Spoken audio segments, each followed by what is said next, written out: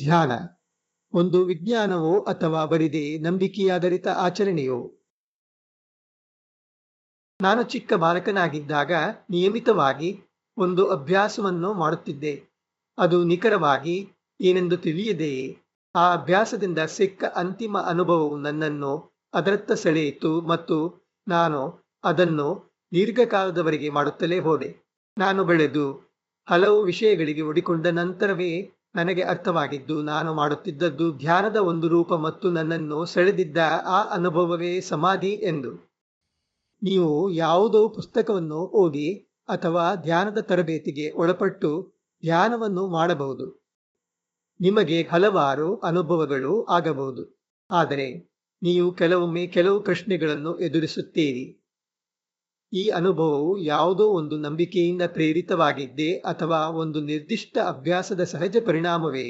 ಧ್ಯಾನದ ಬಗೆಗಿನ ಯಾವುದೇ ಔಪಚಾರಿಕ ತಿಳಿವಳಿಕೆ ಇಲ್ಲದ ವ್ಯಕ್ತಿಗೂ ಇಂತಹದೇ ಅನುಭವ ಸಿಗಲು ಸಾಧ್ಯವೇ? ಧ್ಯಾನದ ಅನುಭವವು ತಾವೇ ಸ್ವಯಂ ಪ್ರೇರೇಪಿಸಿಕೊಂಡ ಕಲ್ಪನೆಗಳ ಪರಿಣಾಮವೇ ಅಥವಾ ಅವೆಲ್ಲವುಗಳಿಂದ ಸ್ವತಂತ್ರವಾಗಿದ್ದೇ? ಇತ್ಯಾದಿ. ನನ್ನ ಬಾಲ್ಯದ ಅನುಭವವನ್ನು ಗಮನಿಸಿದರೆ ಇದು ಯಾವುದೇ ನಂಬಿಕೆ ಅಥವಾ ಮಾನಸಿಕ ಹಿನ್ನೆಲೆಯಿಂದ ಸ್ವತಂತ್ರವಾಗಿದೆ ಎಂದು ತಿಳಿಯುತ್ತದೆ. ಆ ಸಮಯದಲ್ಲಿ ನಾನು ಸಂಪೂರ್ಣವಾಗಿ ಮುಗ್ಧನಾಗಿದ್ದೆ, ಪೂರ್ವಾಗ್ರಹ ಇಲ್ಲದವನಾಗಿದ್ದೆ ಮತ್ತು ಧ್ಯಾನದ ಬಗೆಗೆ ಸಂಪೂರ್ಣ ಅಜ್ಞನಾಗಿದ್ದೆ. ಆದ್ದರಿಂದ ಒಬ್ಬರ ಮಾನಸಿಕ ಹಿನ್ನೆಲೆ ಏನೇ ಇರಲಿ, ಈ ಅಭ್ಯಾಸವನ್ನು ಮಾಡುವ ಯಾರಿಗಾದರೂ ಸಹ ಇದು ಸಹಜವಾಗಿ ಸಂಭವಿಸುತ್ತದೆ ಎಂದು ನನಗೆ ಅನಿಸುತ್ತದೆ. ಅಸಲಿಗೆ ಧ್ಯಾನ ಎಂದರೇನು? ಇಂದು ನಾವು ಧ್ಯಾನದ ಹಲವಾರು ರೂಪಗಳನ್ನು ಕಾಣುತ್ತೇವೆ. ಆದರೆ ನಾನು ಇಲ್ಲಿ ಪ್ರಾಚೀನ ಭಾರತೀಯ ಗ್ರಂಥಗಳಾದ ಉಪನಿಷತ್ತುಗಳು, ಪತಂಜಲಿಯ ಯೋಗಸೂತ್ರ ಅಥವಾ ಬೌದ್ಧರ ತ್ರಿಪಿಟಕಗಳಲ್ಲಿ ವಿವರಿಸಲಾದ ಅಂಶಗಳಿಗೆ ಮಾತ್ರ ಸೀಮಿತವಾಗಿ ಬಯಸುತ್ತೇನೆ. ಧ್ಯಾನ ಎಂಬುದು ಮನಸ್ಸನ್ನು ಹಂತ ಹಂತವಾಗಿ ಶಾಂತಗೊಳಿಸಿ ಸಂಪೂರ್ಣವಾದ ಪ್ರಶಾಂತ ಸ್ಥಿತಿಗೆ ತಲುಪಿಸುವ ಒಂದು ಮಾರ್ಗವಾಗಿದೆ. ಆ ಪ್ರಶಾಂತ ಸ್ಥಿತಿಯ ಪರಮಾವಧಿಯಲ್ಲಿ ಒಬ್ಬರು ಸಾಗುವ ಅವಸ್ಥೆಯನ್ನೇ ಸಮಾಧಿ ಎಂದು ಕರೆಯಲಾಗುತ್ತದೆ. ಮಾಂಡುಕ್ಯ ಉಪನಿಷತ್ತಿನಂತಹ ಉಪನಿಷತ್ತುಗಳು ಆ ಅಂತಿಮ ಸ್ಥಿತಿಯನ್ನು ಹೀಗೆ ವಿವರಿಸುತ್ತವೆ: ಅದು ಬಾಹ್ಯ ಘಟನೆಗಳ ಅರಿವಾಗಲಿ ಅಥವಾ ಆಲೋಚನೆಗಳು ಮತ್ತು ಕನಸುಗಳಂತಹ ಆಂತರಿಕ ಮಾನಸಿಕ ಚಟುವಟಿಕೆಗಳಾಗಲಿ ಇಲ್ಲದ ಒಂದು ಸ್ಥಿತಿ. ಹಾಗೆಂದ ಮಾತ್ರಕ್ಕೆ ಅದು ಪ್ರಜ್ಞಾಶೂನ್ಯವಾದ ಮರಗಟ್ಟಿದ ಸ್ಥಿತಿಯಲ್ಲ. ಅಲ್ಲಿ ಗ್ರಹಿಕೆ ಇರುತ್ತದೆ, ಆದರೆ ಆ ಗ್ರಹಿಕೆ ಲೌಕಿಕ ಜಗತ್ತಿನ ವ್ಯವಹಾರಕ್ಕೆ ಮೀರಿದ್ದು. ಅದು ಪರಮ ಸತ್ಯದ ಗ್ರಹಿಕೆ.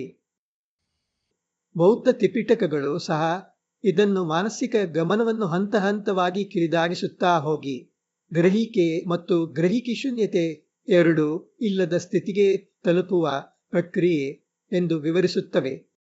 ಇದು ಮೇಲ್ನೋಟಕ್ಕೆ ಸ್ವಲ್ಪ ಪರಸ್ಪರ ವಿರೋಧಾಭಾಸದಂತೆ ಅನಿಸಬಹುದು, ಆದರೆ ಅವು ಲೌಕಿಕ ಗ್ರಹಿಕೆಯ ವ್ಯಾಪ್ತಿಗೆ ಮೀರಿದ ಸ್ಥಿತಿಯನ್ನು ಉಲ್ಲೇಖಿಸುತ್ತಿವೆ. ಇದನ್ನು ಅವು ಲೋಕುತ್ತರ ಎಂದು ಕರೆಯುತ್ತವೆ. ತ್ರಿಪಿಟಕಗಳು ಈ ಪ್ರಯಾಣದಲ್ಲಿ ಬರುವ ಹಲವಾರು ಮೈಲಿಗಲ್ಲುಗಳ ಬಗ್ಗೆ ಮಾತನಾಡುತ್ತವೆ. ಇವುಗಳನ್ನು ಧ್ಯಾನಗಳು ಎಂದು ಕರೆಯಲಾಗುತ್ತದೆ. ಪತಂಜಲಿಯು ಸಹ ಇಂಥವುದೇ ಪ್ರಕ್ರಿಯೆಯ ಬಗ್ಗೆ ಮಾತನಾಡುತ್ತಾನೆ.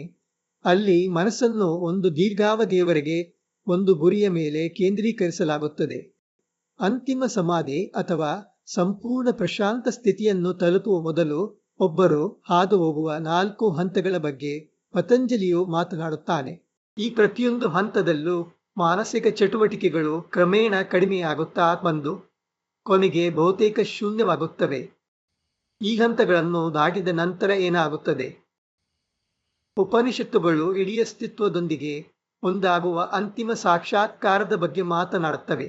ನಾವು ಸಾಮಾನ್ಯವಾಗಿ ಗ್ರಹಿಸುವ ವೈವಿಧ್ಯತೆಯು ಮನಸ್ಸಿನ ಸೃಷ್ಟಿ ಮತ್ತು ಇರುವುದು ಒಂದೇ ಒಂದು ಏಕೀಕೃತ ಅಸ್ತಿತ್ವ ಎಂದು ಹೇಳುತ್ತವೆ. ತ್ರಿಪಿಟಕಗಳು ಈ ಅಂತಿಮ ಸ್ಥಿತಿಯ ಬಗ್ಗೆ ಮಾತನಾಡುವುದನ್ನು ತಪ್ಪಿಸುತ್ತವೆ, ಏಕೆಂದರೆ ಆ ಸ್ಥಿತಿಯು ಲೌಕಿಕ ಜಗತ್ತಿಗೆ ಮತ್ತು ಪದಗಳಿಗೆ ಮೀರಿದ್ದು. ತ್ರಿಪಿಟಕಗಳ ಅಂತಿಮ ಗುರಿ ನಮಗೆ ಸತ್ಯದ ಬಗೆಗಿನ ತಪ್ಪು ಕಲ್ಪನೆಯನ್ನು ನೀಡುವ ಮನಸ್ಸಿನ ಆಟಗಳಿಂದ ಹೊರಬರುವುದೇ ಆಗಿದೆ. ಪತಂಜಲಿಯು ಸಹ ಮಾನಸಿಕ ಚಟುವಟಿಕೆಗಳಿಂದ ಉಂಟಾಗುವ ಭ್ರಮೆಯಿಂದ ಮುಕ್ತಿ ಪಡೆಯುವ ಬಗ್ಗೆಯೇ ಮಾತನಾಡುತ್ತಾನೆ. ಈ ಮುಕ್ತಿಯು ವಸ್ತುಗಳನ್ನು ಅವು ನಿಜವಾಗಿ ಹೇಗಿವೆಯೋ ಹಾಗೆ ನೋಡಲು ಒಬ್ಬರಿಗೆ ಸಾಧ್ಯವಾಗಿಸುತ್ತದೆ. ಇವೆಲ್ಲವೂ ಒಂದು ಮುಖ್ಯವಾದ ಪರಿಕಲ್ಪನೆಗೆ ಸರಿಯಾಗಿ ಹೊಂದಿಕೊಳ್ಳುತ್ತವೆ. ವೈವಿಧ್ಯತೆಯ ಗ್ರಹಿಕೆ ಮನಸ್ಸಿನ ಸೃಷ್ಟಿಯಾಗಿದೆ ಮತ್ತು ಮನಸ್ಸು ಸಂಪೂರ್ಣವಾಗಿ ಶಾಂತವಾದಾಗ ಒಂದು ಏಕೀಕೃತ ದೃಷ್ಟಿಕೋನವು ಹೊರಹೊಮ್ಮುತ್ತದೆ. ಈ ಧ್ಯಾನ ಪ್ರಕ್ರಿಯೆ ಮತ್ತು ಅದರ ಅಂತಿಮ ಸ್ಥಿತಿಯ ಬಗ್ಗೆ ವಿಜ್ಞಾನವೇನು ಹೇಳುತ್ತದೆ? ಇದು ಸಂಪೂರ್ಣವಾಗಿ ಮೆದುಳಿನ ವಿದ್ಯಮಾನವೇ ಸಂಪೂರ್ಣವಾಗಿ ವಿಭಿನ್ನ ರೀತಿಯಲ್ಲಿ ಕೆಲಸ ಮಾಡಲು ಪ್ರಾರಂಭಿಸುವ ಒಂದು ಹಂತಕ್ಕೆ ನಿಮ್ಮ ಮೆದುಳನ್ನು ನೀವು ಧ್ಯಾನದ ಮೂಲಕ ತಳ್ಳುತ್ತಿದ್ದೀರಾ. ನಾವು ಅಂತಹ ಯಾವುದೇ ತೀರ್ಮಾನಕ್ಕೆ ಬರುವ ಮೊದಲು ಧ್ಯಾನದ ವಿವಿಧ ಹಂತಗಳಲ್ಲಿ ನಿಖರವಾಗಿ ಏನಾಗುತ್ತದೆ ಎಂಬುದನ್ನು ಅರ್ಥ ಮಾಡಿಕೊಳ್ಳೋಣ. ಬೌದ್ಧ ಧ್ಯಾನ ಪದ್ಧತಿಗಳು ಒಬ್ಬರು ಧ್ಯಾನವನ್ನು ಪ್ರಾರಂಭಿಸುವ ಮೊದಲೇ ಕಟ್ಟುನಿಟ್ಟಾದ ನಡವಳಿಕೆಯ ನಿಯಮಗಳನ್ನು ಜಾರಿಗೊಳಿಸುತ್ತವೆ. ಇದನ್ನು ಅಷ್ಟಾಂಗ ಮಾರ್ಗ ಎಂದು ಕರೆಯಲಾಗುತ್ತದೆ. ಸಮ್ಯಕ್ ದೃಷ್ಟಿ, ಸಮ್ಯಕ್ ಸಂಕಲ್ಪ, ಸಮ್ಯಕ್ ವಾಕ್, ಸಮ್ಯಕ್ ಕರ್ಮ, ಸಮ್ಯಕ್ ಆಜೀವ, ಸಮ್ಯಕ್ ಪ್ರಯತ್ನ, ಸಮ್ಯಕ್ ಏಕಾಗ್ರತೆ ಮತ್ತು ಸಮ್ಯಕ್ ಸಮಾಧಿ. ಇವುಗಳಲ್ಲಿ ಮೊದಲ 6 ನಿಯಮಗಳು ವ್ಯಕ್ತಿಯನ್ನು ಮಾನಸಿಕವಾಗಿ ಮುಂದಿನ ಪ್ರಯಾಣಕ್ಕೆ ಸಿದ್ಧಗೊಳಿಸುತ್ತವೆ. ಪತಂಜಲಿಯ ಯಮ ಮತ್ತು ನಿಯಮಗಳ 10 ಅಂಗಗಳು ಬಹುತೇಕ ಈ 6 ನಿಯಮಗಳೊಂದಿಗೆ ಹೊಂದಿಕೆಯಾಗುತ್ತವೆ. ನರವಿಜ್ಞಾನದ ಪರಿಭಾಷೆಯಲ್ಲಿ ಈ 6 ನಿಯಮಗಳು ಅನಿಯಂತ್ರಿತ ಮೆದುಳಿನಲ್ಲಿ ಉಂಟಾಗುವ ನರಕೋಶಗಳ ಅತಿಯಾದ ತಲ್ಲಣವನ್ನು ಅಥವಾ ಮೆದುಳಿನ ಚಟುವಟಿಕೆಗಳ ಸರಣಿ ಉಲ್ಬಣವನ್ನು ಕಡಿಮೆ ಮಾಡುವಲ್ಲಿ ಸಹಾಯ ಮಾಡುತ್ತವೆ. ಹೆಚ್ಚಾಗಿ ಇದನ್ನು ಧ್ಯಾನದ ಮುಖ್ಯ ಪ್ರಯೋಜನವೆಂದು ನೋಡಲಾಗುತ್ತದೆ, ಅಂದರೆ ಒತ್ತಡ ನಿವಾರಣೆ. ಆದರೆ ಸಂಪೂರ್ಣವಾಗಿ ಶಾಂತವಾದ ಮನಸ್ಸಿನ ಅಂತಿಮ ಸ್ಥಿತಿಯನ್ನು ತಲುಪಲು ಕೇವಲ ಇದು ಮಾತ್ರ ಸಾಕಾಗುವುದಿಲ್ಲ. ಆ ಹಂತವನ್ನು ತಲುಪಲು ಗಮನವನ್ನು ನಿರಂತರವಾಗಿ ಕಿರಿದಾಗಿಸುವ ಸಾಮರ್ಥ್ಯವಿರಬೇಕು. ಬೌದ್ಧರು ಇದನ್ನು ಸಾಧಿಸಲು ಸಹಾಯ ಮಾಡುವ ಕಾಯಸತಿ ಮತ್ತು ಆನಾಪಾನಸತಿಯಂತಹ ಅಭ್ಯಾಸಗಳನ್ನು ಸೂಚಿಸುತ್ತಾರೆ. ಈ ತಂತ್ರಗಳನ್ನು ಬಳಸಿಕೊಂಡು ಒಬ್ಬರು ಆಯ್ದ ಲಕ್ಷ್ಯದ ಮೇಲೆ ಸಂಪೂರ್ಣ ಗಮನ ಹರಿಸುವ ಸಾಮರ್ಥ್ಯವನ್ನು ಪಡೆದುಕೊಳ್ಳಬಹುದು. ಪತಂಜಲಿಯು ಇದೇ ಸಾಮರ್ಥ್ಯವನ್ನು ಪಡೆಯಲು ಪ್ರಾಣಾಯಾಮದ ಬಗ್ಗೆ ಮಾತನಾಡುತ್ತಾಳೆ. ನರವಿಜ್ಞಾನದ ಪರಿಭಾಷೆಯಲ್ಲಿ ಇದು ಮೆದುಳಿನ ಮಧ್ಯಭಾಗದಲ್ಲಿರುವ ಗಮನಕ್ಕೆ ಸಂಬಂಧಿಸಿದ ರಚನೆಗಳಿಗೆ, ಅಂದರೆ ಥಾಲಮಿಕ್ ಸರ್ಕ್ಯೂಟ್ಗಳಿಗೆ ತರಬೇತಿ ನೀಡುವ ಪ್ರಕ್ರಿಯೆಯಾಗಿದೆ. ಈ ಸರ್ಕ್ಯೂಟ್ಗಳಿಗೆ ಸರಿಯಾದ ತರಬೇತಿ ದೊರೆತಾಗ ಅವು ಯಾವುದೇ ಗೊಂದಲಗಳಿಲ್ಲದೆ ಒಂದೇ ಗುರಿಯ ಮೇಲೆ ಗಮನ ಕೇಂದ್ರೀಕರಿಸಲು ಶಕ್ತವಾಗುತ್ತವೆ. ಒಬ್ಬರು ಧ್ಯಾನದಲ್ಲಿ ಮುಂದುವರೆದಂತೆ ಕ್ರಮೇಣ ತಮ್ಮ ಗಮನವನ್ನು ತೀಕ್ಷ್ಣಗೊಳಿಸುತ್ತಾರೆ. ಇದು ಬೌದ್ಧರು ಹೇಳುವ ಆರಂಭಿಕ ಧ್ಯಾನಗಳ ಹಂತಗಳ ಮೂಲಕ ಮತ್ತು ಪತಂಜಲಿಯು ಹೇಳುವ ಸಂಪ್ರಜ್ಞಾತ ಸಮಾಧಿಯ ವಿವಿಧ ಹಂತಗಳ ಮೂಲಕ ವ್ಯಕ್ತಿಯನ್ನು ಕರೆದೊಯ್ಯುತ್ತದೆ. ಈ ಹಂತಗಳಲ್ಲಿ ಒಬ್ಬರ ಮಾನಸಿಕ ಚಟುವಟಿಕೆಗಳು ಕ್ರಮೇಣ ಕ್ಷೀಣಿಸುತ್ತಾ ಹೋಗಿ ಕೊನೆಗೆ ಮನಸ್ಸಿನ ವ್ಯಾಪ್ತಿಗೂ ಮೀರಿದ ಒಂದು ಸ್ಥಿತಿಯನ್ನು ತಲುಪುತ್ತವೆ. ನಮ್ಮ ಯಾವುದೇ ಗ್ರಂಥಗಳು ಆ ಸ್ಥಿತಿಯನ್ನು ಸ್ಪಷ್ಟವಾಗಿ ವಿವರಿಸುವುದಿಲ್ಲ, ಏಕೆಂದರೆ ಲೌಕಿಕ ಗ್ರಹಿಕೆಗಳ ಸಂದರ್ಭಗಳಲ್ಲಿ ಬಳಸುವ ನಮ್ಮ ಶಬ್ದಕೋಶವು ಆ ಅಲೌಕಿಕ ಸ್ಥಿತಿಯನ್ನು ವಿವರಿಸಲು ಸಾಕಾಗುವುದಿಲ್ಲ. ಈ ಬಗ್ಗೆ ನರವಿಜ್ಞಾನ ಏನು ಹೇಳುತ್ತದೆ? ಮೆದುಳಿನ ಅಧ್ಯಯನಗಳು ಧ್ಯಾನ ಮಾಡುವಾಗ ಮೆದುಳಿನ ಚಟುವಟಿಕೆಗಳು ಕ್ರಮೇಣ ಕ್ಷೀಣಿಸುತ್ತಾ ಒಂದು ಚಟುವಟಿಕೆಯು ಕೇವಲ ಅತ್ಯಂತ ಕಿರಿದಾದ ಪ್ರದೇಶಗಳಲ್ಲಿ ಮಾತ್ರ ಕೇಂದ್ರೀಕೃತವಾಗುವುದನ್ನು ಖಚಿತಪಡಿಸಿದೆ. ಸಾಮಾನ್ಯ ಗೊಂದಲಮಯ ಚಟುವಟಿಕೆಗಳು ಬಹುತೇಕ ಇಲ್ಲವಾಗುತ್ತವೆ. ಆದರೆ ಆ ಹಂತವನ್ನು ಮೀರಿದ ನಂತರ ಏನಾಗುತ್ತದೆ ಎಂಬುದರ ಬಗ್ಗೆ ನರವಿಜ್ಞಾನವು ಯಾವುದೇ ಊಹೆಯನ್ನು ಮಾಡಲು ಮುಂದಾಗುವುದಿಲ್ಲ.